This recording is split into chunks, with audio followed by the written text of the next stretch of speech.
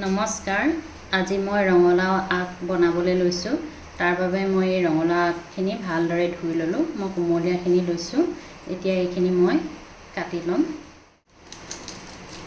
শাকখিনি মই মিহিকৈ কাটি ল'ম।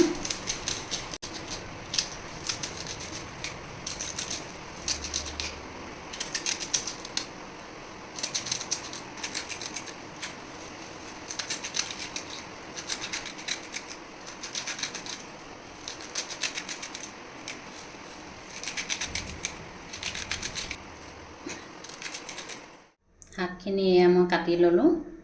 এতিয়া ইয়াত দিবৰ বাবে মই কি লৈছোঁ আপোনালোকক দেখাওঁ। চব্জিখনত দিবৰ বাবে মই পিঁয়াজ এটা কাটি ল'লোঁ, আলু কাটি ল'লোঁ, আদা ৰচুন লৈছোঁ, জলকীয়া লৈছোঁ, এয়া কালজিৰা কেইটামান লৈছোঁ আৰু শুকান জলকীয়াও লৈছোঁ।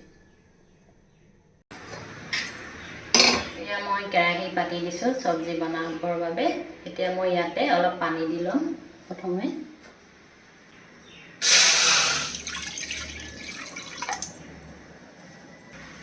ইয়াত মই প্ৰথমে আলু দি লওঁ। ইয়াতে লাও শাকখিনি দি দিওঁ কাটি থোৱা।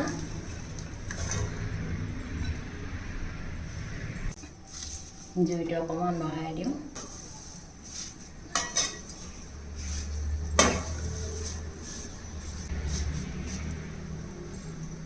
আন্দাজমতে নিমখ দি দিছোঁ মই, হালধি দি দিছোঁ।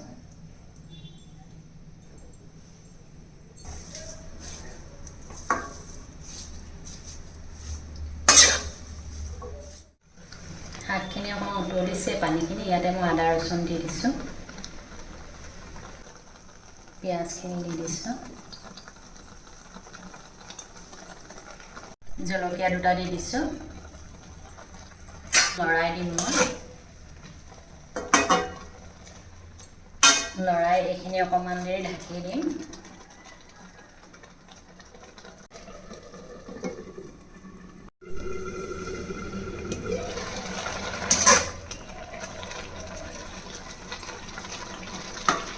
আৰু অকণমান দেৰি সিজিবলৈ বাকী আছে। পানীখিনি অকণমান শুকাব লাগিব।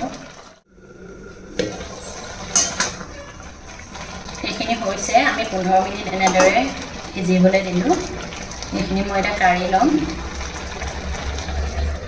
কেৰাহীখন পাতি দিলোঁ। ইয়াতে মই অলপ তেল দিম।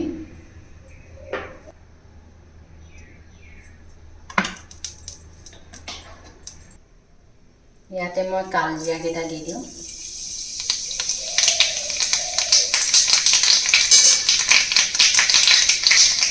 শুকান জলকীয়া দি দিছোঁ।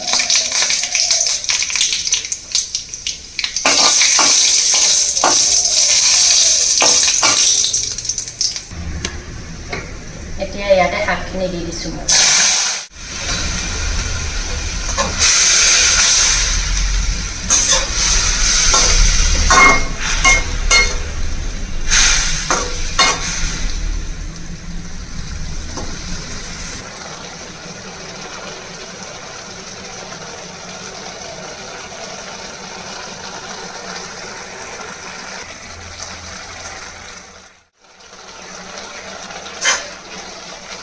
এইখিনি আমাৰ হৈ গৈছে। এইখিনি এতিয়া মই নমাই থ'ম, অফ কৰি দিম গেছটো।